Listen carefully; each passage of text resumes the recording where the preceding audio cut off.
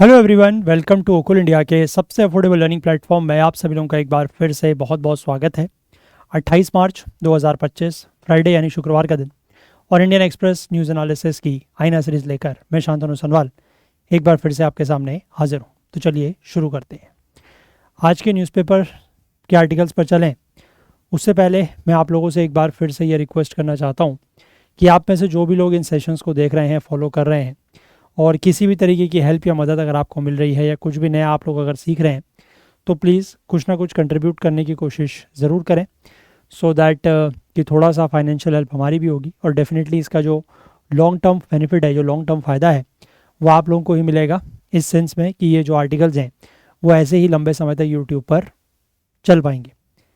ठीक है ना, ये सेशंस। तो इसीलिए मैं चाहूँगा कि जो भी आपसे हो सकता है, जितने में भी आप कंफर्टेबल हों, प्लीज़ कुछ ना कुछ कंट्रीब्यूट करने की कोशिश ज़रूर करें। चलिए अब हम लोग जो है वो न्यूज़पेपर आर्टिकल्स देखते हैं।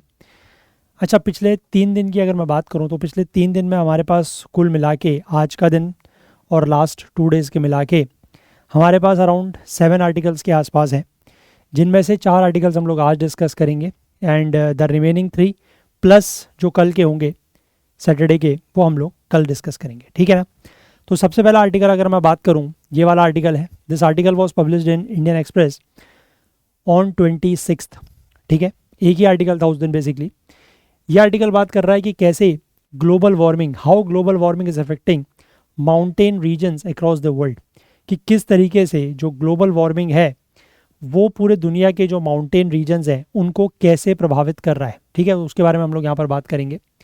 देखो यहाँ पर लिखा हुआ है कि जो ग्लोबल टेम्परेचर्स बढ़ रहे हैं, ठीक है, the global temperatures, soaring global temperature, मतलब जो ग्लोबल टेम्परेचर्स बढ़ रहे हैं, इसकी वजह से हो क्या रहा है कि mountain ranges of the world में, पूरे दुनिया के माउंटेन रेंजेस की बात हो रही है, यहाँ पर कुछ ऐसे चेंजेस हो रहे हैं जो एक तो काफ़ी तेज़ी से हो रहे हैं, रैपिड चेंजेस हो रहे हैं, और ऐसे चेंजेस हैं जिनको आप रिवर्स नहीं कर सकते। ठीक है, ज़्यादातर वो चेंजेस कैसे हो रहे हैं, इरिवर्सिबल चेंजेस हो रहे हैं।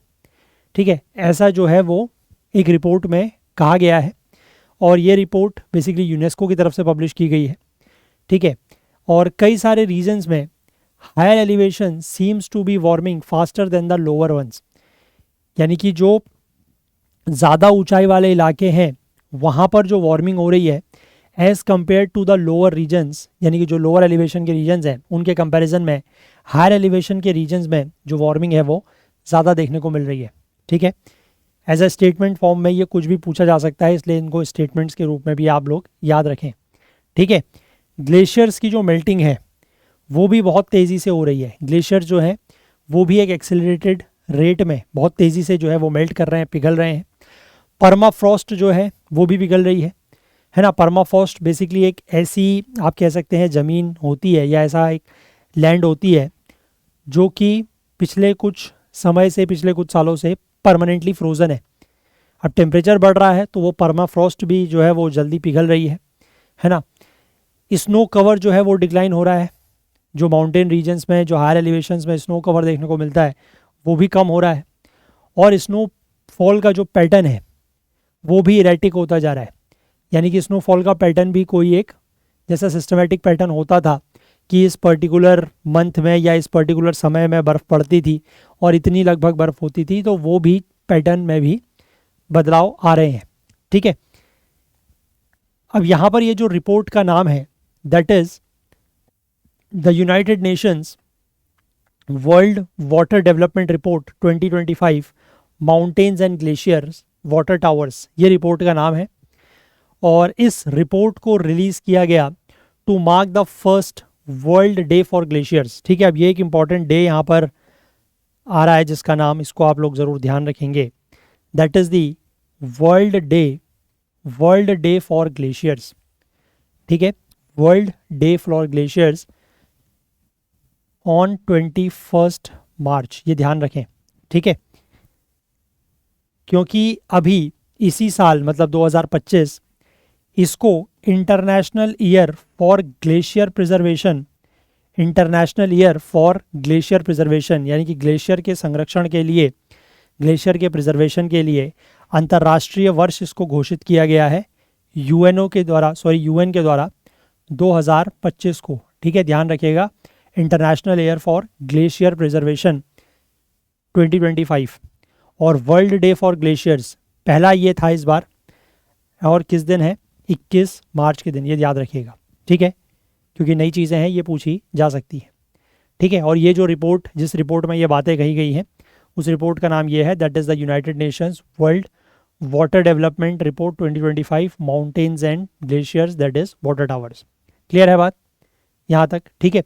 अब इस रिपोर्ट में क्या क्या कहा गया है, जो पॉइंट ऊपर आपको शॉर्ट में दिए गए हैं वही नीचे डिटेल में एक्सप्लेन किए गए हैं। तो इसकी अगर हम बात करें कि व्हाट इज़ हैपनिंग, कि क्या हो रहा है, तो सबसे पहले अगर हम ग्लेशियर्स की बात करें तो ग्लेशियर्स जो हैं वो पिघल रहे हैं, ठीक है, ग्लेशियर्स मेल्ट कर रहे हैं। Glaciers are disappearing faster than ever, ठीक है, मतलब अभी तक जिस रेट में ग्लेशियर्स पिघलते थे, ग्लेशियर डिसअपियर होने का मतलब वही है कि ग्लेशियर पिघलते हैं, तो उनकी जो रफ्तार है, जिस स्पीड में ग्लेशियर डिसअपियर हो रहे हैं, वो काफ़ी तेज़ है। With the last 3-year period seeing the largest glacial mass loss on record, पिछले 3 सालों में, लास्ट 3 year के पीरियड में देखा गया है कि जो ग्लेशियल मास लॉस है, यानी कि जो ग्लेशियर डिसअपियर हुए हैं, जो ग्लेशियर मेल्ट हुए हैं, वो सबसे ज़्यादा है, ठीक है।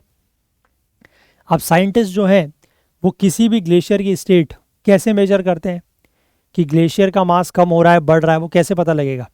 तो उसके लिए साइंटिस्ट बेसिकली ये करते हैं, ये मेजर करते हैं कि कितनी बर्फ़ जो है वो उस ग्लेशियर के ऊपर पड़ी है ना, और कितना वो ग्लेशियर जो है हर साल मेल्ट हुआ है।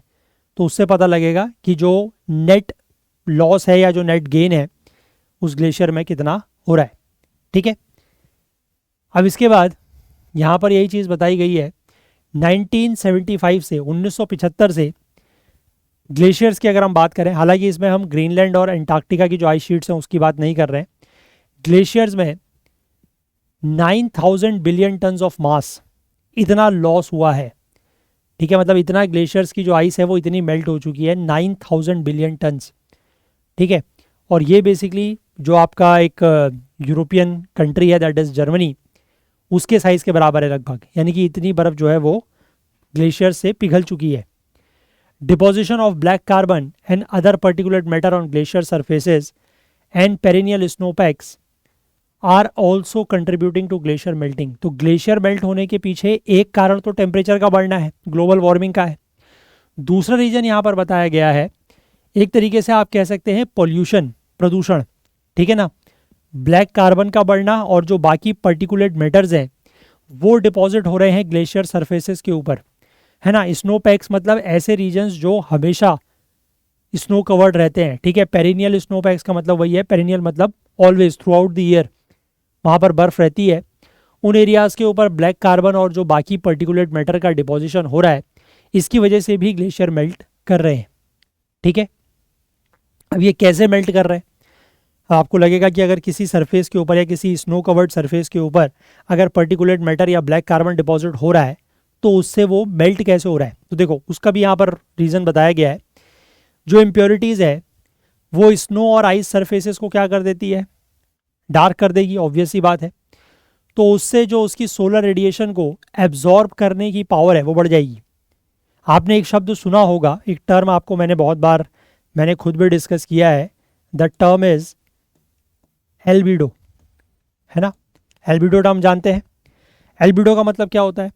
एल्बिडो का मतलब होता है कि किसी भी सरफेस के ऊपर जो सोलर रेडिएशन पड़ती है उसमें से कितनी सोलर रेडिएशन, जो इंसिडेंट सोलर रेडिएशन है उसमें से कितनी जो है वो रिफ्लेक्ट हो जाती है, that is known as albedo. जिस सरफेस का रिफ्लेक्शन ज़्यादा होगा उसका एल्बिडो ज़्यादा होगा, ठीक है। अब जो क्लियर स्नो या क्लियर आइस होती है, क्लियर मतलब एकदम पूरी वाइट, उसका एल्बिडो बहुत ज़्यादा होता है, ठीक है। उसके ऊपर जितनी सोलर रेडिएशन या सोलर रेज पड़ती हैं उसमें से ऑलमोस्ट आप कह सकते हैं कि ज़्यादातर जो है वो रिफ्लेक्ट हो जाती है, उसका एल्बिडो बहुत ज़्यादा होता है, ठीक है। अब ज़्यादातर सनरेज जो है वो रिफ्लेक्ट हो गई तो सनरेज एब्जॉर्ब नहीं हो रही हैं, और सनरेज अगर एब्जॉर्ब नहीं हो रही हैं या बहुत कम हो रही हैं तो दैट मीन्स वो पिघल नहीं रहा है, क्योंकि हीट एब्जॉर्ब नहीं हो रही है तो पिघल नहीं रहा है। लेकिन अब यहाँ पर क्या हो रहा है कि इस तरीके के जो ये ब्लैक कार्बन और बाकी पर्टिकुलेट मैटर हैं ये क्या कर रहे हैं, ये स्नो सरफेस और स्नो और आइस के सरफेस को डार्कन कर रहे हैं, ठीक है। वो उतना ज़्यादा वाइट नहीं रहेगा, वो डार्क हो जाएगा, और डार्क होने की वजह से होगा क्या कि उसका एल्बिडो कम हो जाएगा, और एल्बिडो कम होने का मतलब वही है कि उसकी जो एक तरीके से आप कह सकते हैं जो रिफ्लेक्टिविटी है, जो रिफ्लेक्शन है वो कम होगा, तो उसका जो एब्जॉर्प्शन है वो बढ़ जाएगा। ठीक है ना, एब्जॉर्प्शन ऑफ सोलर रेडिएशन बढ़ जाएगा, और एब्जॉर्प्शन ऑफ सोलर रेडिएशन बढ़ जाएगा तो फिर क्या होगा, सीधी सी बात है, अगर कोई चीज़ ज़्यादा सोलर रेडिएशन एब्जॉर्ब करेगी, मतलब ज़्यादा हीट एब्जॉर्ब करेगी, तो ऑब्वियसली बात है कि वो पिघलेगी, है ना, मेल्ट करेगी।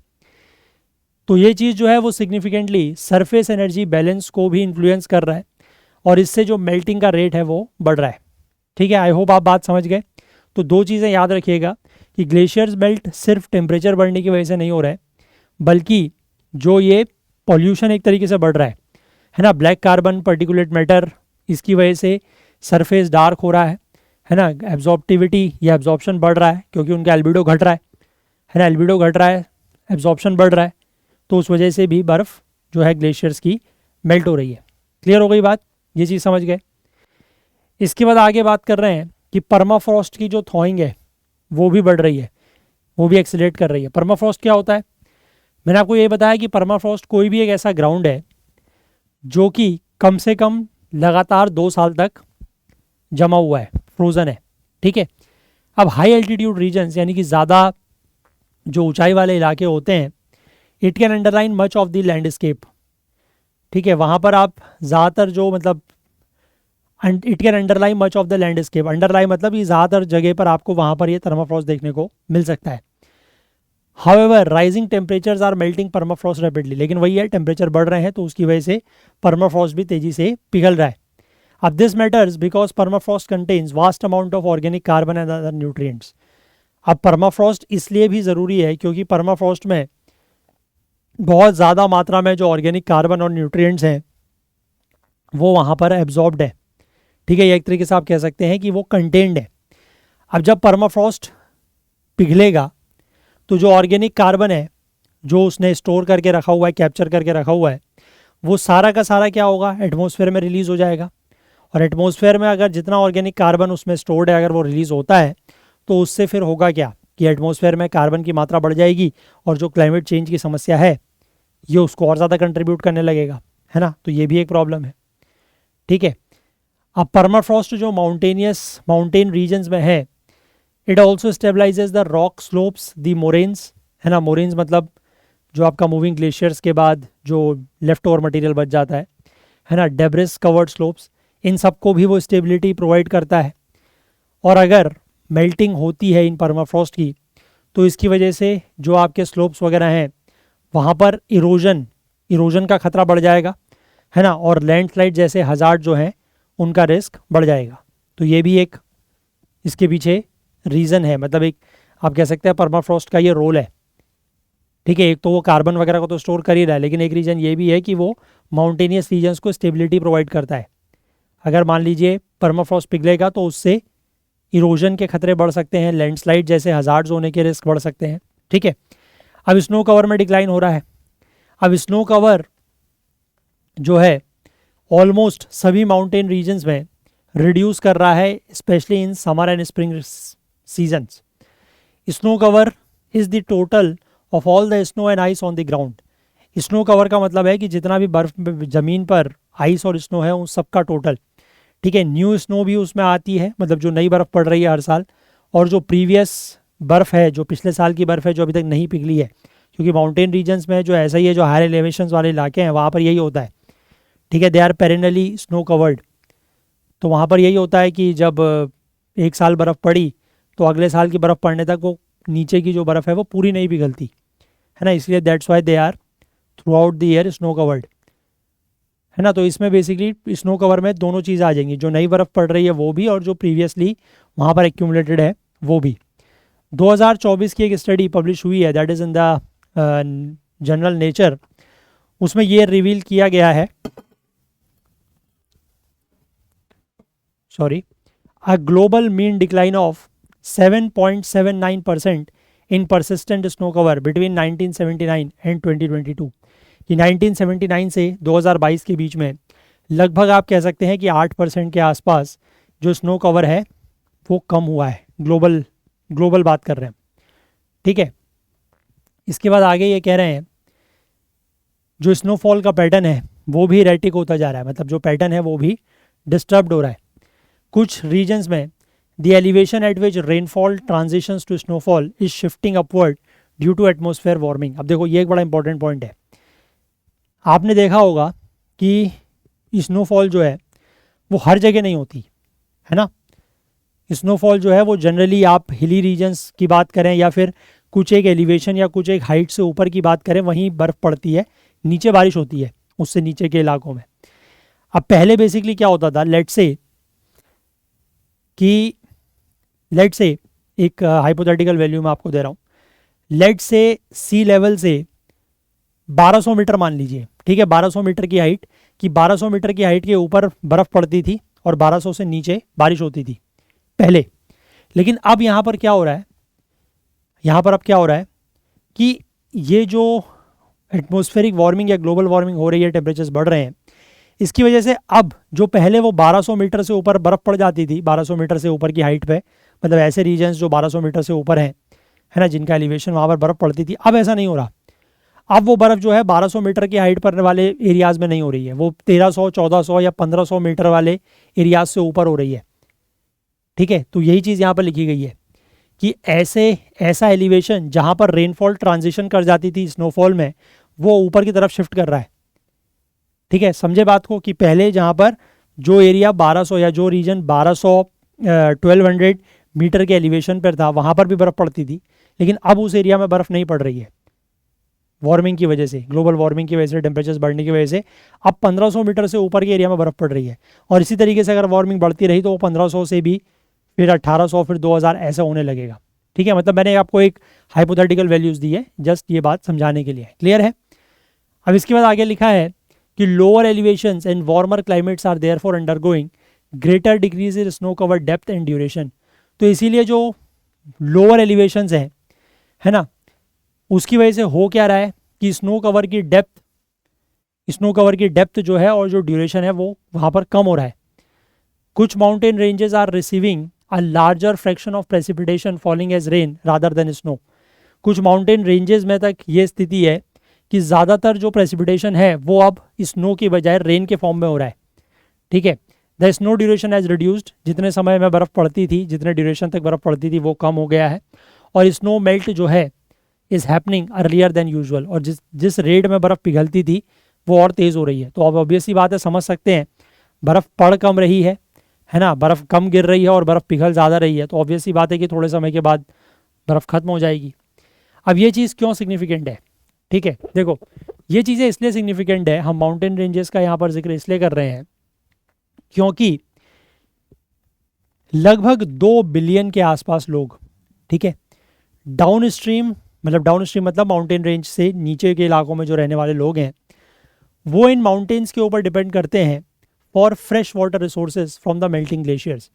ठीक है, कि जो मेल्टिंग, क्योंकि ग्लेशियर्स आपको पता है glacier is a source of fresh water.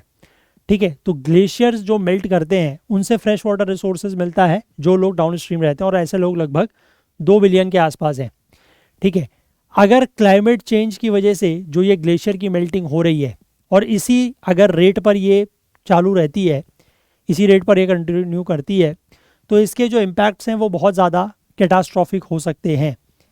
ठीक है, क्योंकि देखो जो माउंटेन से पानी नीचे की तरफ आएगा, ग्लेशियर्स मेल्ट करेंगे, क्योंकि अब तेज़ी से ग्लेशियर्स मेल्ट कर रहे हैं तो ज़्यादा पानी नीचे की तरफ आएगा, तो ये जो वाटर फ्लोज है माउंटेन से, ये भी इरेटिक हो जाएगा, है ना, ये भी अनसर्टेन हो जाएगा, वेरिएबल हो जाएगा।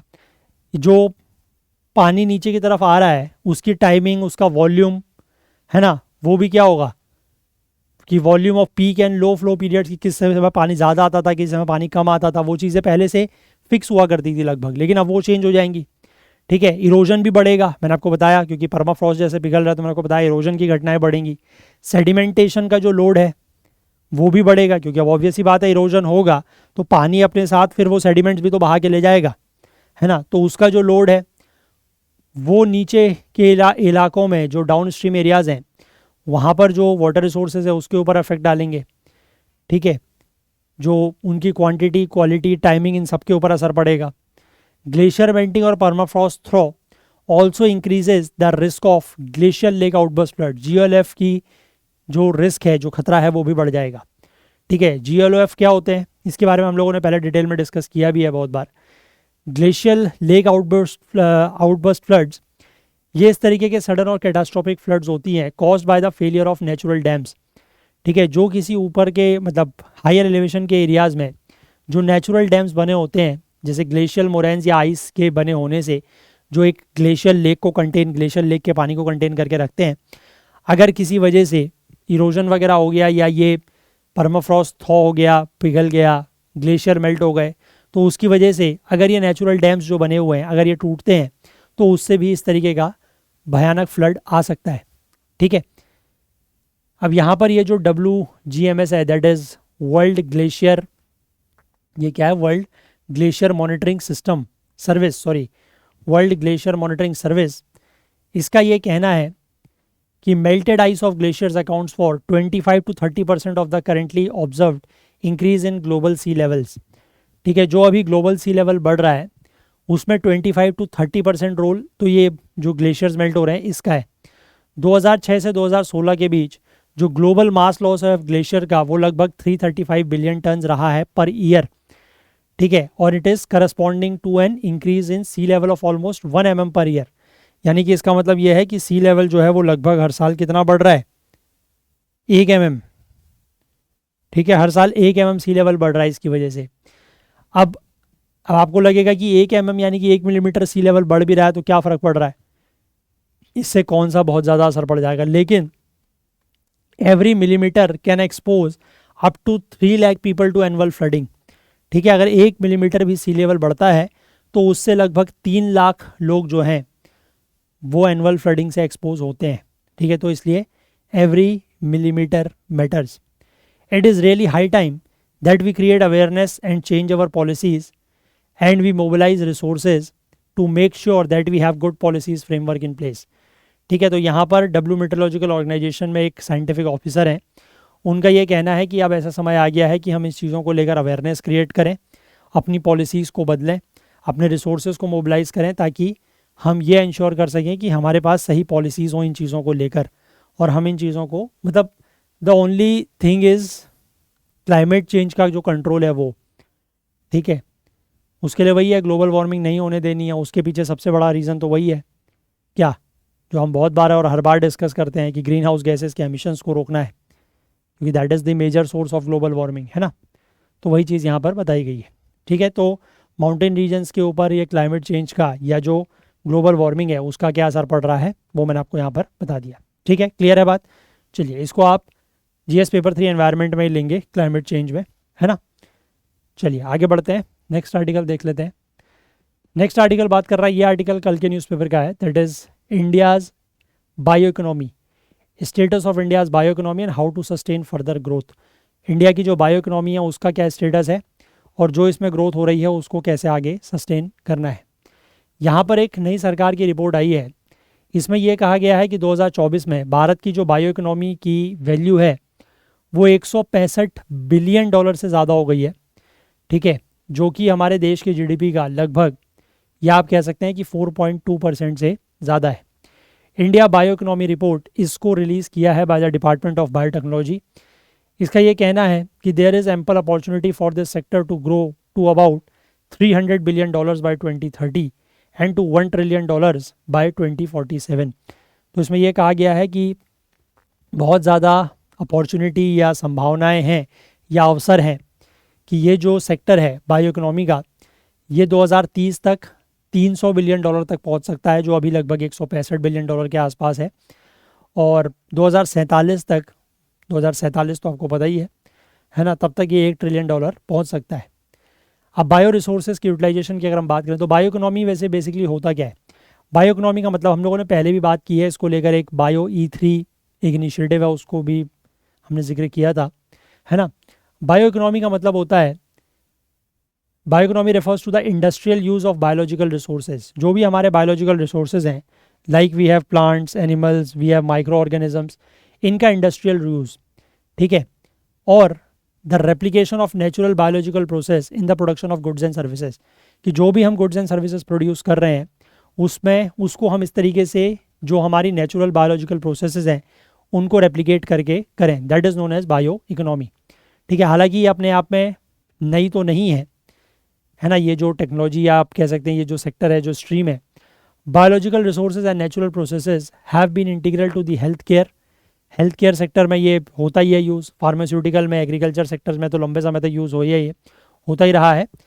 लेकिन अब इनका जो यूज़ है वो और एरियाज़ में भी एक्सपेंड कर रहा है। Bio resources like plants and micro organisms are renewable, ये रिन्यूएबल होते हैं, रिलेटिवली चीप होते हैं, लोकली अवेलेबल होते हैं। वाइल जो नेचुरल प्रोसेसेस हैं वो ज़्यादा सस्टेनेबल होती हैं और इको फ्रेंडली होती हैं। इसका एक प्राइम एग्जांपल यहाँ पर बताया गया है, जो इथेनॉल का इस्तेमाल बढ़ रहा है। ठीक है, इथेनॉल को हम शुगर केन या कॉर्न जैसे जो हमारी क्रॉप्स हैं उनका फर्मेंटेशन किया जाता है by the through micro organisms, तो उससे प्रोड्यूस होता है ये, है ना, as a biological alternative to fuels traditionally derive from hydrocarbons. और जो हाइड्रोकार्बन से हमारे फ्यूल्स बनते हैं उसका ये एक बायोलॉजिकल ऑल्टरनेटिव एक तरीके से आप कह सकते हैं, है ना। अब मॉडर्न बायोलॉजी जो है वो हमें कुछ और ऑल्टरनेटिव्स प्रोवाइड करती है, क्लोथ्स के लिए, प्लास्टिक्स के लिए, कंस्ट्रक्शन मटेरियल्स, मेडिसिन और वाइड रेंज ऑफ केमिकल्स के लिए हम कुछ ऑल्टरनेटिव्स यूज़ कर सकते हैं। अब जो हमारे ट्रेडिशनल एप्लीकेशन एरियाज़ हैं हेल्थ केयर के और एग्रीकल्चर में, वहाँ पर भी इस बात को लेकर पुश किया जा रहा है कि बायोटेक्नोलॉजी का ज़्यादा इस्तेमाल किया जाए। ठीक है, बायोटेक्नोलॉजी का मतलब यही है कि जो बायोलॉजिकल रिसोर्सेज हैं उनको manipulation and processes to develop desired products and applications. ठीक है, कि जो हमारी डिज़ायर्ड प्रोडक्ट्स हैं, डिज़ायर्ड एप्लीकेशंस हैं, उनको डेवलप करने के लिए हम बायोलॉजिकल प्रोसेसेस का और बायोलॉजिकल रिसोर्सेज का इस्तेमाल करें, इसको ज़्यादा बढ़ावा दें इसको। Development of biomedicines which are derived from bio resources rather than chemicals and synthetic biology involving the growth of specially designed microorganisms with desired traits are areas in which biotechnology is playing an increasingly bigger role। ठीक है, हम बायोमेडिसिन्स के development की बात कर रहे हैं जो कि बायो रिसोर्सेज से डिराइव होती है, ना कि केमिकल से। सिंथेटिक बायोलॉजी जिसमें कुछ स्पेशली डिज़ाइंड माइक्रो ऑर्गेनिजम्स की ग्रोथ की बात है, जिनमें कुछ ऐसे ट्रेड्स हों जिनकी हमें ज़रूरत है, ऐसे करेक्टर्स हों। ठीक है, तो ये वही मतलब ये कुछ ऐसे एरियाज़ है जिनमें बायोटेक्नोलॉजी जो है वो अपना एक बड़ा रोल प्ले कर रहा है। And that side since the use of biology in economic processes is still limited since the use of biology is in economic processes is still limited and the potential applications for it are many, there is a scope for rapid growth। ठीक है, हालांकि अभी हमारे जो economic processes हैं उसमें biology का इस्तेमाल हम बहुत ज़्यादा नहीं कर रहे हैं, लेकिन जो पोटेंशियल एप्लीकेशंस हैं जहाँ जहाँ पर यूज़ किया जा सकता है वो बहुत ज़्यादा है, तो इसलिए स्कोप रैपिड ग्रोथ का बहुत ज़्यादा है और सिग्निफिकेंट ग्रोथ जो है वो इसमें ऑलरेडी हो भी रही है। अगर हम इसके फुटप्रिंट की बात करें तो रिपोर्ट यहाँ पर ये कहती है कि इंडिया का जो बायो इकोनॉमी है वो पिछले 5 सालों में लगभग दुगनी हो गई है। 2020 में जहाँ 86 बिलियन डॉलर के आसपास थी, अब ये बढ़ के 165 बिलियन डॉलर हो गई है 2024 में। पिछले 5 सालों में डबल हो गई है bio economy. The number of companies operating in the bio economy, जो कंपनियाँ बायो इकोनॉमी में ऑपरेट कर रही हैं वो पिछले 3 सालों में 90% उनमें इंक्रीज़ हुआ है। 2021 में जहाँ लगभग 5300 के आसपास कंपनीज थी जो बायो इकोनॉमी में काम कर रही थी, वो 2024 में 10,000 से भी ज़्यादा हो गई हैं। और ये नंबर जो है वो फिर से 2030 तक और ज़्यादा डबल होने की ऐसा प्रोजेक्शन है। The by which time such companies would employ close to 35 million people. ठीक है, और ऐसी कंपनीज में तब तक 35 मिलियन लोग काम कर रहे होंगे, ये इनका कहना है इस रिपोर्ट का। Nearly half the value of bio economy, रफली around 78 billion dollar was generated in the industrial sector. ठीक है, लगभग बायो इकोनॉमी की आधी वैल्यू 78 बिलियन डॉलर जो है वो इंडस्ट्रियल सेक्टर में डेवलप हुआ है, जनरेट हुआ है for the development and use of biofuels and plastics among other things, है ना। बायोफ्यूल्स, बायोप्लास्टिक्स बनाए गए हैं। फार्मा सेक्टर में लगभग टोटल वैल्यू का 35% है और इसमें वैक्सीन मेजर कंट्रीब्यूटर है। लेकिन जो फास्टेस्ट ग्रोइंग सेगमेंट है 2024 में वो है रिसर्च एंड IT। ठीक है, जिसमें बायोटेक सॉफ्टवेयर डेवलपमेंट इंक्लूडेड है, क्लिनिकल ट्रायल्स, बायो इन्फॉर्मेटिक्स जो कि ड्रग रिसर्च जैसे एरियाज़ में हेल्प करता है। ठीक है, इसके बाद आगे लिखा है इस रिपोर्ट में ये भी कहा गया है कि सिर्फ 5 राज्य ऐसे हैं जहाँ पर 2/3 ऑफ द वैल्यू जनरेट हुई है बायो इकोनॉमी में। वो 5 राज्य हैं महाराष्ट्र, कर्नाटक, तेलंगाना, गुजरात और Andhra Pradesh. Accounted for more than 2/3 of the value generated in the bio economy. और जो पूरा का पूरा आपका ईस्टर्न और नॉर्थ ईस्टर्न रीजन है, वहाँ पर 6% से कम वैल्यू जनरेट हुई है बायो इकोनॉमी से। Maintaining the high growth rates of the past 5 years in the future will not be easy. जो पिछले 5 सालों की ग्रोथ रेट रही है कि लगभग हम लोग डबल हो चुके हैं, तो इस रेट को आगे के फ्यूचर में मेंटेन करना जो है वो इजी नहीं रहेगा, और इसके लिए काफ़ी ज़्यादा इनोवेशन की ज़रूरत पड़ेगी। बायो बेस्ड सॉल्यूशंस को स्केल अप करने के लिए कुछ इंसेंटिव्स की ज़रूरत पड़ेगी, है ना। जो भी पॉलिसी और ये इंफ्रास्ट्रक्चर बॉटलनेक्स हैं, इनको रिमूव करना होगा। जो रीजनल इम्बैलेंस है, ठीक है, उसको भी एड्रेस करना होगा ताकि हम सस्टेनेबली हाई ग्रो इस सेक्टर में कर सकें। While the 4.2% share in the overall GDP was comparable to the figures in the United States and China, मतलब जो हमने बात करी ना शुरुआत में कि ये 165 बिलियन डॉलर इसकी वैल्यू है और ये जीडीपी का लगभग 4.2% के आसपास है बायो इकोनॉमी का शेयर, तो यूनाइटेड स्टेट्स और चाइना से ये फिगर्स कंपेरेबल हैं। लेकिन अगर हम कुछ और देशों की जैसे इटली और स्पेन जैसे देशों की बात करें, तो वहाँ पर बायो इकोनॉमी जो है वो उनके जीडीपी का 20% से भी ज़्यादा है। इसके बाद हम बायो E3 पुश की अगर बात करें, तो इकोनॉमिक प्रोसेसेस में बायोटेक्नोलॉजी के बढ़ते हुए इस्तेमाल के पोटेंशियल को रियलाइज़ करने के लिए गवर्नमेंट ने 2024 में एक पॉलिसी लाई थी, that is bio E3 policy, that is biotechnology for economy, environment and employment. इसका मेन ऑब्जेक्टिव या मेन उद्देश्य ये था कि इंडिया को बायो मैन्युफैक्चरिंग का एक हब बनाना है, रिसर्च एंड डेवलपमेंट का एक मेजर सेंटर बनाना है ना। जो R&D होती है बायोटेक्नोलॉजी में, उसका एक मेजर सेंटर बनाना है, बायो मैन्युफैक्चरिंग का हब बनाना है। ये पॉलिसी एक अटेम्प्ट था to prepare India for a future in which the control over and capabilities in cutting edge technologies would be the main drivers of economic growth.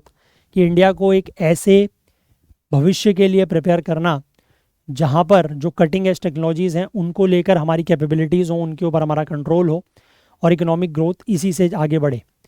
The idea is to incentivize and promote the setting up of network of universities, research institutions, startups and industries to facilitate biomanufacturing in key areas such as bio-based chemicals and enzymes, functional foods, precision biotherapeutics, marine and space biotechnology and climate resilient agriculture। तो इन sectors में या इन आप कह सकते हैं इन areas में bio manufacturing को बढ़ाने के लिए network of universities, research institutes, startups, industries, इन सबको प्रमोट करने का एक आइडिया यहाँ पर है।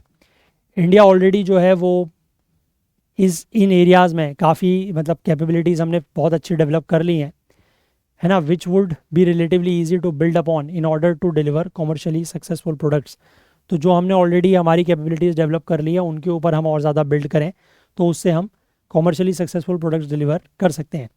पहला प्रपोजल ये है कि the first proposals for setting up these projects are currently being assessed. तो जो पहले प्रपोजल्स हैं उनको असेस किया जा रहा है, लेकिन अभी भी बहुत कुछ किया जाना बाकी है। There is a continued reluctance to allow genetically modified crops that can have significant impact on productivity and yields. ठीक है, अभी भी हमारे देश में जो जेनेटिकली मॉडिफाइड क्रॉप्स हैं उनको ज़्यादा अप्रूवल नहीं मिलता है ना, तो इससे हमारी जो प्रोडक्टिविटी है, जो यील्ड है, वो बढ़ सकती है। The report calls for addressing this regulatory uncertainty in agriculture biotechnology. तो इस रिपोर्ट में ये भी बात की गई है कि ये जो एग्रीकल्चरल बायोटेक्नोलॉजी में अनसर्टेनिटी है रेगुलेशंस को लेकर, इसको भी एड्रेस किया जाए। The report also recommends the creation of a national bio economy mission and single window regulatory mechanisms for biotech innovations. इस रिपोर्ट में ये भी रिकमेंड किया गया है कि एक नेशनल बायो इकोनॉमी मिशन जो है वो बनाया जाए और साथ ही साथ जो बायोटेक इनोवेशंस को लेकर जो भी रेगुलेटरी मैकेनिज्म्स हैं वो सिंगल विंडो होने चाहिए। ठीक है, मतलब ऐसा ना हो कि आपको कोई इनोवेशन को लेकर आपको अगर मतलब रेगुलेशंस हैं तो वो बहुत ज़्यादा नहीं होने चाहिए, है ना। एज सच कि किसी ने अगर कोई इनोवेशन किया है तो उसको कॉमर्शियल लेवल तक लाने के लिए उसको जो भी अप्रूवल या पास करने हैं तो आप यहाँ से अप्रूवल लें, वहाँ से अप्रूवल लें, वहाँ से अप्रूवल लें, ये 25 जगह से अप्रूवल लेने वाला सिस्टम नहीं होना चाहिए, सिंगल विंडो होनी चाहिए, ऐसा यहाँ पर कहा गया है। ठीक है, आई होप आप बात समझ गए होंगे, क्लियर है। ठीक है, तो ये यहाँ पर इसमें ये दिया गया है कि value of India's bio economy लगातार बढ़ रही है, ये ध्यान रखिएगा। ठीक है, this is a study growth in the last 5 years. ठीक है, और जो यहाँ पर ये कुछ वो दिए गए हैं स्टेट्स, ठीक है, इनकी वैल्यू दी गई है और इनका जो शेयर है टोटल वैल्यू में वो दिया गया है। ठीक है, महाराष्ट्र, कर्नाटक, तेलंगाना, गुजरात और आंध्र प्रदेश, ये जो 5 राज्य हैं ये कुल मिला के आपका ओवरऑल जितनी वैल्यू हमारी जनरेट हो रही है इसमें बायो इकोनॉमी में, उसका 2/3 है। फिर तमिलनाडु 6% पर है, उत्तर प्रदेश 4.6 है। और ये ध्यान रखिएगा कि पूरा का पूरा जो ईस्टर्न और नॉर्थ ईस्टर्न रीजन है उसका अगर हम मिला के बात करें तो 6% से भी कम है। ठीक है, क्लियर है? ठीक है, चलिए आगे बढ़ें। इसके बाद हम लोग इस आर्टिकल की बात करते हैं, India's deep sea challenge. Bharat का जो डीप सी को लेकर चैलेंज है उसकी अगर हम बात करें तो पिछले हफ्ते इंडिया ने यहाँ पर एक सबमर्सिबल है दैट इज़ मत्स्य 6000, इसकी वेट टेस्टिंग की है। ये सरफेस से लगभग 6 किलोमीटर नीचे जा सकता है। ठीक है, to look for underwater minerals off the coast. Underwater minerals की तलाश में ये 6 किलोमीटर नीचे जा सकता है सरफेस से। The launch of the first deep sea manned vehicle is planned for later this year. ठीक है, पहला जो मैंड व्हीकल होगा, डीप सी मैंड व्हीकल, वो इस साल के आगे जो है वो प्रपोज्ड है। और ऐसा अगर इंडिया ने कर लिया तो इंडिया जो है वो कुछ ऐसे गिने चुने देशों के ग्रुप में शामिल हो जाएगा जिनके पास ये कैपेबिलिटी है कि वो इतने डेप्थ पर ह्यूमंस को भेज सकते हैं।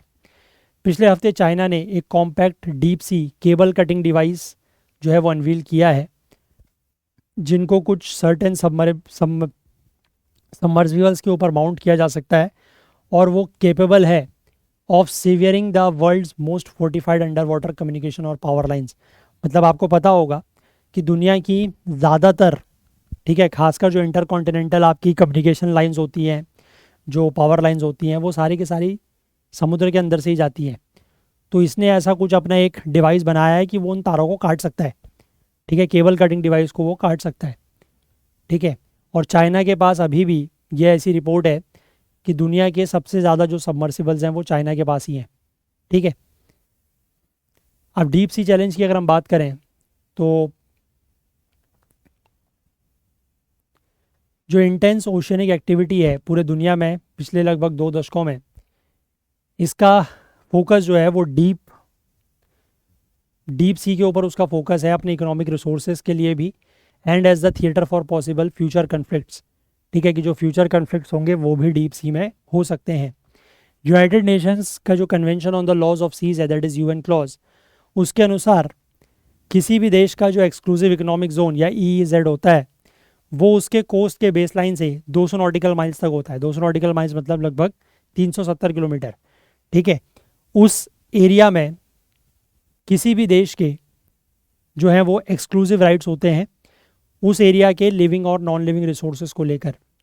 ठीक है, तो वहाँ पर के उस एरिया का जो पानी होगा उस पर भी उस देश के अधिकार होंगे, और उस एक्सक्लूसिव इकोनॉमिक जोन का जो सी बेड होगा वहाँ के भी जो रिसोर्सेज हैं उसके ऊपर उन देशों का ही अधिकार होगा जिस देश के ईईजेड में वो आता है। अब इंडिया का जो ईईजेड है उसकी एवरेज डेप्थ की अगर हम बात करें तो लगभग 3741 मीटर है। ठीक है, 3741 मीटर मतलब 3.7 किलोमीटर के आसपास हो गया। ठीक है, ये लगभग जो बुर्ज खलीफा दैट इज़ दुनिया की जो सबसे बड़ी बिल्डिंग है, टॉलेस्ट बिल्डिंग है, उससे लगभग 4.5 गुना है।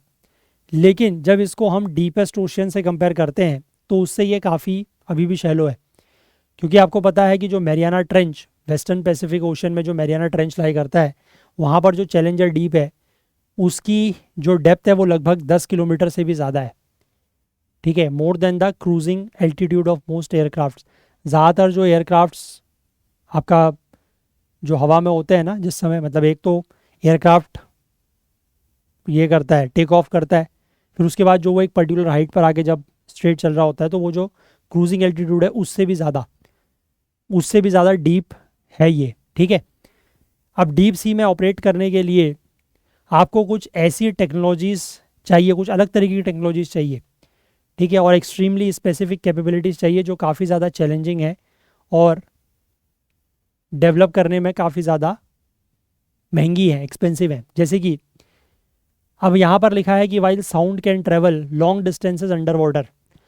ठीक है, जो आवाज़ है वो पानी में ज़्यादा दूर तक ट्रेवल कर सकती है, लेकिन उसका जो प्रोपोगेशन है, जो साउंड का प्रोपोगेशन है, वो सीरियसली अफेक्ट होता है by the hydrological condition such as temperature, pressure and salinity.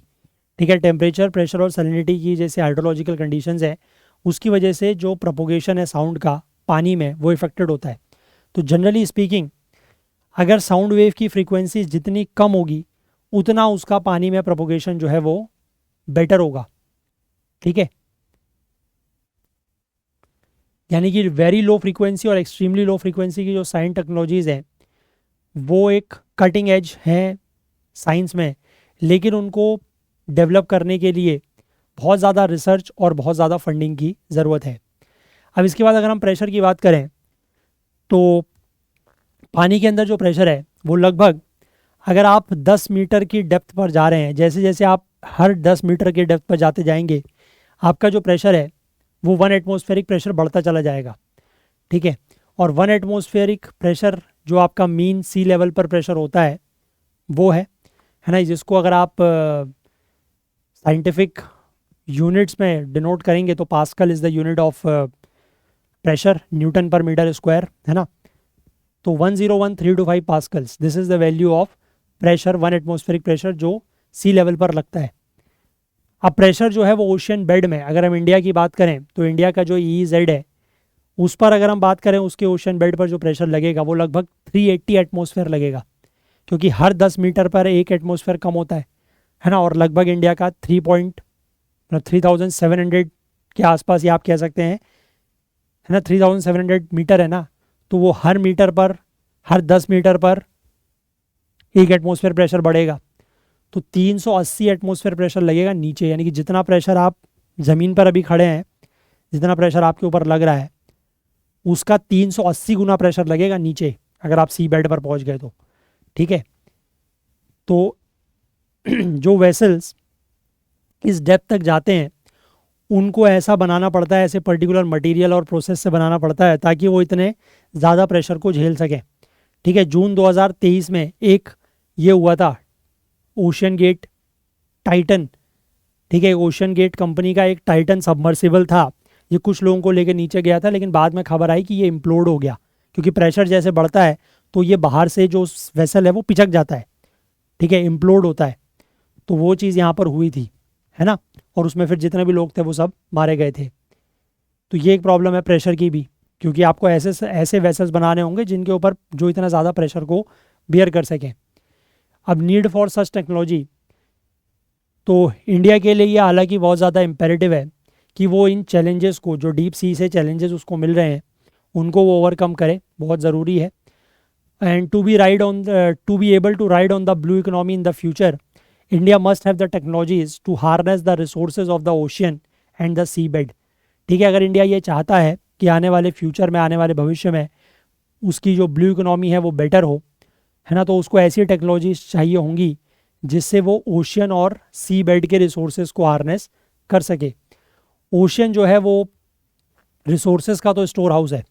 ठीक है, वहाँ पर आपको फ़िश मिल जाएंगी, मिनरल्स मिल जाएंगे, gas hydrates, oil and gas, nutraceuticals से लेकर आपको ओशियनोग्राफिक डेटा, जो कि आपको क्लाइमेट चेंज से लड़ने में भी मदद कर सकता है। तो काफ़ी सारी चीज़ें आपको मिल जाएंगी वहाँ पर, रिसोर्सेज की कोई कमी नहीं है।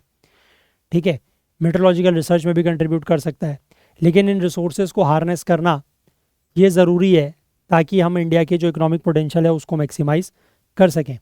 तो this will require the development of technologies for hydrographic research and exploration activity. तो इसके लिए हमें ऐसी टेक्नोलॉजीज़ जो हाइड्रोग्राफिक रिसर्च और एक्सप्लोरेशन एक्टिविटी के लिए हैं, उनको हमें डेवलप करना होगा, और साथ ही साथ ऐसी कैपेबिलिटीज़ जो हैं वो सपोर्टिंग कैपेबिलिटीज़ भी डेवलप करनी होंगी, जैसे कि diving.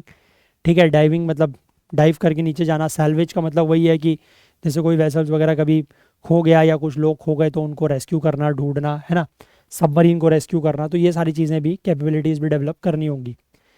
Then there is a development of underwater infrastructure, पानी के अंदर इंफ्रास्ट्रक्चर भी डेवलप करना होगा।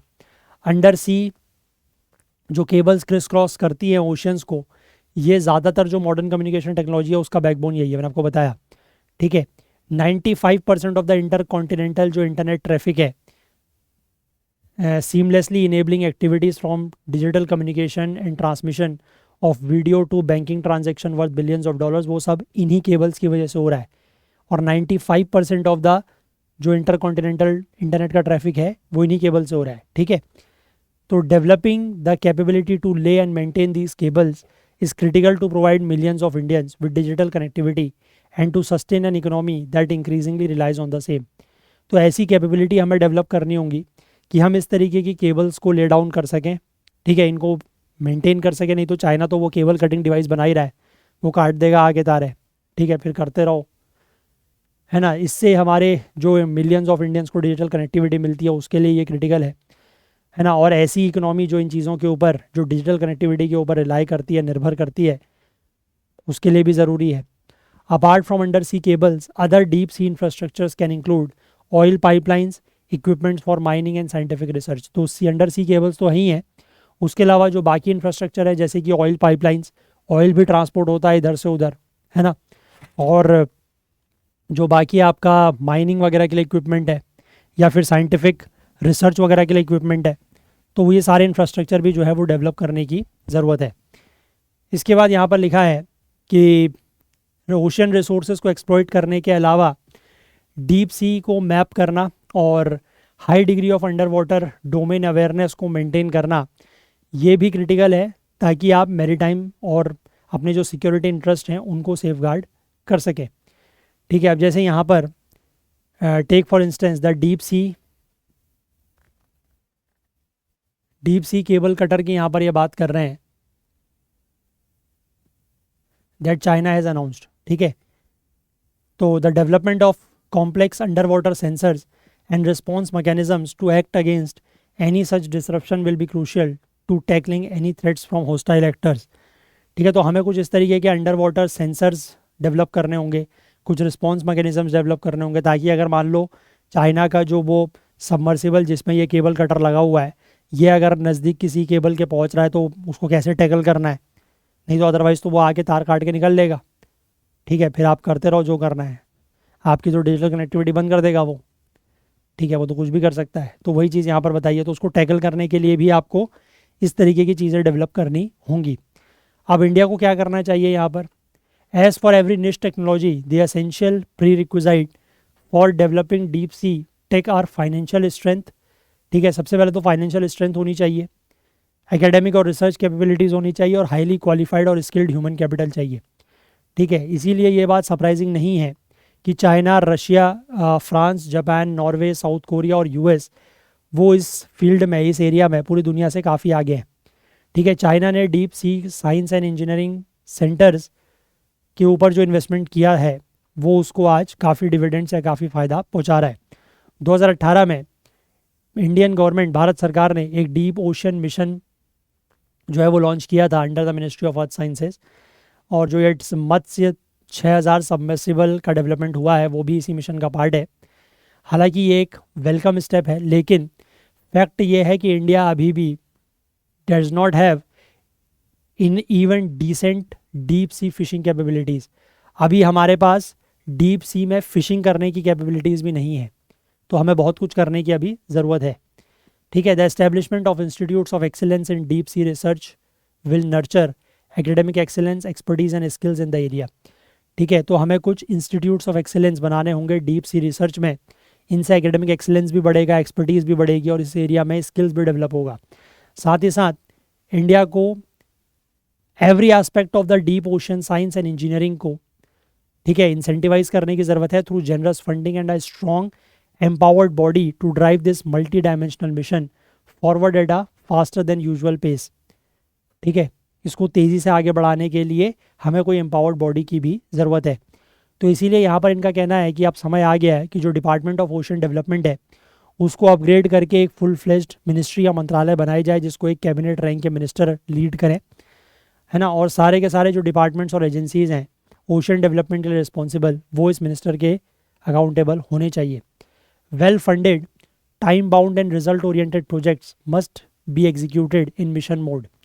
ठीक है, मतलब ऐसे प्रोजेक्ट्स जिनमें फंडिंग अच्छी खासी हो, टाइम बाउंड प्रोजेक्ट हो कि इतने टाइम तक ये पूरे कर रहे हैं, रिजल्ट ओरिएंटेड प्रोजेक्ट हो, इनको मिशन मोड में एग्जीक्यूट करना ज़रूरी है। क्विक अप्रूवल उनकी हो, ईज ऑफ डूइंग बिजनेस हो, हाईली अकाउंटेबल हो ऑफ स्टेक होल्डर्स। ठीक है। 10 year plan will be helpful in this regard. तो 10 ईयर का प्लान इसमें इस तरीके के बना के आगे चलना चाहिए। लास्टली अंत में भारत को ये याद रखना होगा that all these deep sea technologies are inherently dual use. ठीक है, कि जितने भी ये डीप सी टेक्नोलॉजीज हैं ये सारी की सारी डुअल यूज़ के लिए हैं, कि जो वेसल और इक्विपमेंट आप ओशन रिसर्च और के लिए यूज़ कर रहे हैं, and exploitation could also have disruptive use in conflict. ठीक है, तो जब अगर कभी मान लो कन्फ्लिक्ट हो गया तो वहाँ पर भी इन जो ये वेसल्स वगैरह है इनका यूज़ हो सकता है, तो ये ध्यान रखना होगा। And this too needs active consideration in the deep ocean strategy. तो जब डीप ओशन को लेकर स्ट्रेटेजी बने तो उसमें इन बातों के ऊपर भी एक्टिव तरीके से विचार या कंसिडरेशन करने की ज़रूरत है। ठीक है, तो इंडिया का डीप सी को लेकर क्या चैलेंज है और कैसे उस चैलेंज को हम लोग ओवरकम कर सकते हैं वो यहाँ पर बताया गया है। ठीक है, आई होप क्लियर है बात। चलिए एक और आर्टिकल देख लेते हैं, ये भी आज का ही है। ठीक है, इसके बाद 3 आर्टिकल मैंने आपको बताया कि हमारे पास कल के बच रहे हैं, और जो भी मतलब कल in the sense the past 27 मार्च, और बाकी जो भी आर्टिकल्स कल आएंगे हम उन दोनों को मिला के कल का सेशन लेंगे। ठीक है, चलिए अब यहाँ पर लिखा है गाया that is the European cartographer of the Cosmos now retired. European space agency ने अपना जो स्पेस ऑब्जर्वेटरी मिशन है दैट इज़ गाया, उसको यहाँ पर शट डाउन कर दिया है। दिसंबर 2013 में ये लॉन्च हुआ था। This aimed to create the most precise 3 dimensional map of the galaxy. इसका एम ये था कि ये हमारी जो गैलेक्सी है उसका मोस्ट प्रिसाइज 3 डायमेंशनल मैप बनाना इसका एम था। जुलाई 2014 से लेकर जनवरी 2025 के बीच में गाया ने लगभग 3 ट्रिलियन ऑब्जर्वेशंस किए हैं of 2 billion stars and objects, और जो लगभग 13,000 साइंटिफिक पब्लिकेशंस हुई हैं उसमें भी इनके डेटा का यूज़ किया गया है। जो गाया मिशन है, गाया बेसिकली फॉर्मरली इसको कहा जाता था global astrometric interferometer for astrophysics. ठीक है, इसको डिज़ाइन किया गया था यूनिवर्स को मैप करने के लिए by accurately measuring the positions and motions of stars and various celestial objects. ठीक है, इसको पोजीशन किया गया था एट लेग्रांज पॉइंट 2। ठीक है, लेग्रांज पॉइंट 2 जो बेसिकली लगभग अर्थ से 1.5 मिलियन किलोमीटर्स बिहाइंड है। मतलब अगर आपको लेग्रांज पॉइंट्स का आइडिया है तो if this is your son, this is your earth, this is sun, this is earth, this is moon, moon revolving around this, तो लेग्रांज पॉइंट 2 जो है वो इधर है। ठीक है, यानी कि अर्थ, मून, सन इन सब के इधर साइड, सो दैट कि वो अगर बाकी कॉस्मोस को ऑब्जर्व कर रहा है तो उसमें इनकी वजह से कोई डिस्टर्बेंस नहीं आएगा, ना सन की वजह से, ना मून की वजह से, ना अर्थ की वजह से। ठीक है, तो this location effectively allowed the spacecraft to view the larger cosmos unhindered by the earth, the sun and the moon. ठीक है, ध्यान रखिएगा it was located at L2। Twin telescopes जो है वो इसमें अलग अलग डायरेक्शंस में प्लेस किए गए थे। ये लाइट को डायरेक्ट करते थे to a single digital camera जिसमें नियरली बिलियन पिक्सल्स हुआ करते थे, and making it the largest in the space में यूज़ होने वाला सबसे बड़ा इस तरीके का कैमरा है ना। और the space craft is fitted with 3 instrument. इसमें 3 इंस्ट्रूमेंट थे, एक एस्ट्रोमीटर, एक फोटोमीटर, एक स्पेक्ट्रोमीटर, जो कि हेल्प करते थे to interpret the location and motion of stars and other objects. ठीक है, स्टार्स और बाकी ऑब्जेक्ट्स के लोकेशन और मोशन को इंटरप्रेट करते थे, ये इंटरप्रिटेशन में हेल्प करते थे। अब यहाँ पर जो गाया ऑब्जर्वेशन है इसने ये बताया है साइंटिस्ट को मिल्की वे का शेप। ठीक है, मिल्की वे का जो शेप है वो एक सेंट्रल बार है, स्पाइरल उसके आर्म्स है, और जब इसको अगर हम एज से देखें तो ये एक डिस्क के रूप में दिखाई देता है जो कि सेंटर पे थोड़ा सा बल्ज्ड है।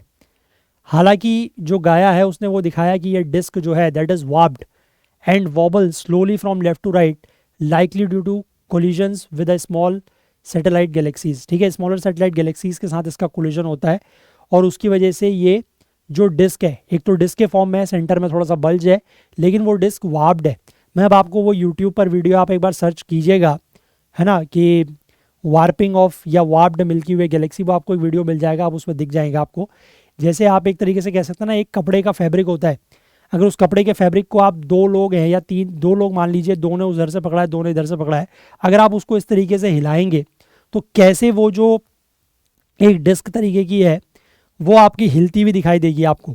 ठीक है, और उसकी जो एक्सेस होगी वो इस तरीके से मूव कर रही है, ठीक है, मतलब ऐसे, दिस इज कॉल्ड वॉबलिंग। ठीक है, वार्पिंग मैंने आपको बताया कि जो वो सरफेस एक तरीके से आपका ऐसे ऐसे कुछ मूव हो रहा है, that is known as warping, और उसकी वजह से जो उसकी एक्सिस है वो इस तरीके से ऐसे ऐसे ऐसे ऐसे मूव कर रही है, that is known as wobbling. ठीक है, तो वो एक बार आप लोग यूट्यूब पर देख लीजिएगा, मैं यहाँ पर दिखाऊंगा नहीं क्योंकि उससे फिर वीडियो में कॉपीराइट आने के चांसेस रहते हैं। ठीक है, तो इसलिए एक बार आप सर्च करके उसको देख लीजिएगा, समझ में आ जाएगा। ठीक है, और यहाँ पर एक ब्रिटिश एस्ट्रोफिजिस्ट है, उनका ये कहना है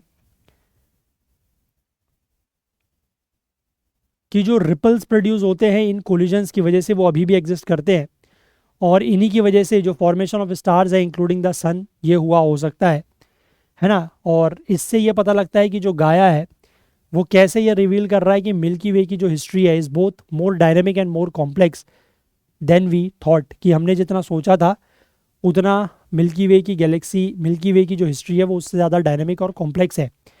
पिछले अप्रैल में ही गाया ने यहाँ पर एक sleeping giant black hole that is 33 times the mass of the sun, यानी कि सन के मास से 33 टाइम्स बड़ा और हमारे पृथ्वी से 2000 लाइट ईयर्स दूर एक ब्लैक होल डिस्कवर किया था। ठीक है, ये पहली बार ऐसा था कि इस तरीके का ब्लैक होल जो है वो मिल्की वे में पाया गया है।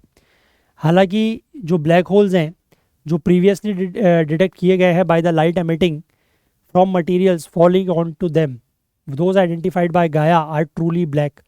ठीक है, जो पहले ब्लैक होल्स डिटेक्ट किए गए हैं उनमें ये है detected by the light emitted from materials falling on them. ठीक है, कि उनके ऊपर जो लाइट पड़ रही है, ठीक है, detected by the light emitted from materials falling on them into them. ठीक है, जो मटेरियल्स की वजह से लाइट आ रही है उसकी वजह से डिटेक्ट हुआ है, लेकिन यहाँ पर जो ये गाया ने आइडेंटिफाई किया है ब्लैक होल ये ट्रूली ब्लैक है। ठीक है, और इसको डिटेक्ट किया गया है बाय देयर ग्रेविटेशनल इफेक्ट्स की वजह से, इसमें से कोई लाइट एमिट यहाँ पर नहीं हो रही थी। गाया has also detected over 1,50,000 asteroids and projected there orbits, 1.5 lakh के आसपास एस्टेरॉइड्स को डिटेक्ट किया है, उनके ऑर्बिट्स को प्रोजेक्ट किया है, including those that may pose a threat to earth in the future, और कुछ ऐसे भी उसमें से हैं जो आने वाले फ्यूचर में अर्थ के लिए खतरा भी हो सकते हैं। इसके अपने स्कोप और मैग्नीट्यूड के बावजूद गाया जो है वो सिर्फ अभी तक जो हमारी मिल्की वे गैलेक्सी के लगभग 100 बिलियन स्टार्स माने जाते हैं उनमें से सिर्फ 2% को ही मैप कर पाया। ठीक है, और अभी भी गाया का जो डेटा है ज़्यादातर डेटा को प्रोसेस होना भी बाकी है। जो ये यूरोपियन स्पेस एजेंसी के जो साइंटिस्ट हैं वो सारे के सारे डेटा को डाउनलिंक कर रहे हैं जो कि इस स्पेस क्राफ्ट ने कलेक्ट किया है ओवर द ईयर्स, और जैसे जैसे ये डेटा प्रोसेस होगा और आगे रिलीज़ होगा तो इससे कुछ और डिस्कवरीज़ के बारे में भी पता लग सकता है या कुछ और चीज़ों के बारे में भी पता लग सकता है। ठीक है, तो this is all about your European space agency का जो गाया मिशन है, ये अभी क्योंकि अब शट डाउन हो रहा है तो the question can be asked from this as well. ठीक है, चलिए, तो ये बेसिकली आज के 4 आर्टिकल्स हम लोगों ने ले लिए। बाकी मैंने आपको बताया कि जो कल के कुछ रिमेनिंग आर्टिकल्स हैं वो और जो आने वाले कल में जो आर्टिकल्स आएंगे उनको हम इंक्लूड करके कल ले लेंगे। ठीक है, चलिए, तो अगर आप प्रीलिम्स की तैयारी कर रहे हैं तो इस तरीके की टेस्ट सीरीज़ में आप लोग ज़रूर एनरोल कर सकते हैं, है ना। आपको अलग अलग टेस्ट सीरीज़ हमारे ऐप और वेबसाइट में मिल जाएंगी। आप हमारे ऐप को प्ले स्टोर से ज़रूर डाउनलोड करें। अगर प्ले स्टोर में आपको ऐप नहीं मिलता है तो यहाँ पर जो व्हाट्सएप नंबर दिया गया है इस पर आप कॉन्टैक्ट कर सकते हैं, हम आपसे यहाँ के थ्रू भी आपको ऐप प्रोवाइड कर देंगे। ऐप डाउनलोड करने का फ़ायदा ये है कि अगर आपने हमारे किसी भी वीडियो कोर्स में एनरोल किया हुआ है तो आप ऐप के थ्रू उन वीडियोज़ को डाउनलोड करके ऑफलाइन भी देख सकते हैं। और जाने से पहले मैं एक बार आप लोगों से फिर से ये रिक्वेस्ट करना चाहूँगा कि आप में से अगर जो भी लोग इस सेशंस को फॉलो कर रहे हैं और किसी भी तरीके की हेल्प या मदद आपको मिल रही है या कुछ भी नया आप लोग अगर सीख रहे हैं तो प्लीज़ कुछ ना कुछ कंट्रीब्यूट करने की कोशिश ज़रूर करें, सो दैट कि थोड़ा सा फाइनेंशियल हेल्प हमारी भी होगी, हमें उसकी बहुत ज़्यादा ज़रूरत है, और थोड़ा बहुत बेसिकली फ़ायदा हमें होगा और बेसिकली ज़्यादा बेनिफिट आप लोगों के लिए रहेगा कि ये सेशंस इसी तरीके से यूट्यूब पर चल पाएंगे। ठीक है, तो इसलिए जो भी आपको अमाउंट ठीक लगे आप उतना कंट्रीब्यूट कर सकते हैं। तो चलिए, अगर आपको आज का सेशन पसंद आया हो तो लाइक ज़रूर करें, ज़्यादा से ज़्यादा शेयर करें। आपके जो भी डाउट्स हैं, जो क्वेरीज हैं वो आप कमेंट कर सकते हैं। चैनल को आपने अभी तक सब्सक्राइब नहीं किया है तो प्लीज़ वो ज़रूर करें। बेल आइकन प्रेस करना ना भूलें ताकि वीडियोज़ की नोटिफिकेशन आपको ऑन टाइम मिल सकें, और साथ ही साथ अपना प्यार, अपना सहयोग हमारे साथ बनाए रखें। हाईलाइटेड आर्टिकल्स आपको करंट अफेयर्स ओकुल टेलीग्राम चैनल पर मिल जाएंगे जिसका लिंक नीचे डिस्क्रिप्शन में दिया हुआ है। या फिर आप इसको करंट अफेयर्स ओकुल सर्च करके ज्वाइन कर सकते हैं, या फिर इस QR कोड को स्कैन करके भी ज्वाइन कर सकते हैं। तो चलिए आज के लिए इतना ही रखते हैं, बाकी कल को फिर से मिलेंगे इंडियन एक्सप्रेस न्यूज़ एनालिसिस की आईना सीरीज़ के साथ। तब तक के लिए अपना बहुत बहुत ध्यान रखें। Please do take care of your self. Thank you. Have a nice day. Bye bye.